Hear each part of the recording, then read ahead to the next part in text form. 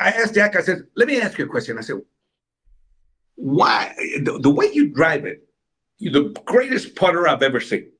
I know Bobby Locke was good, but I played with Bobby Locke. But Jack is the greatest still at the age of 60. He's going to be 64 January 20. Still can putt the same way. The method that he has is flawless. You know, nobody's ever copied it. And it's flawless the way he does it. And I asked him, I said, why are you such a bad wedge player? And he says, well, I never had to hit one. I said, you know, okay. Because, you know, the course would play Donald Ross courses. What? The majority of the par fours were what? 365? 380? I mean, you never saw a 400-yard par four back in the old days. And Jack's hitting the ball 300 yards with the old stuff.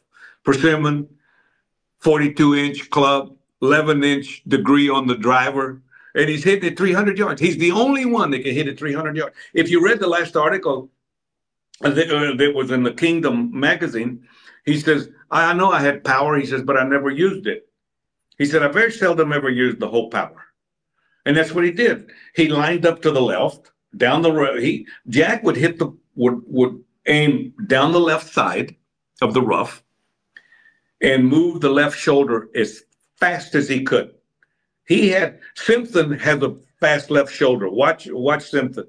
But Jack had the fastest left shoulder I've ever seen. What do you have when you have a fast left shoulder? You hold the angle longer. The hands don't have time to go this way. You understand? You hold the angle. And so he hit a fade. He hit a high fade every time to the green. He always aimed down the left side. Jack was a fader. Everybody thinks he drew the ball. He never did that.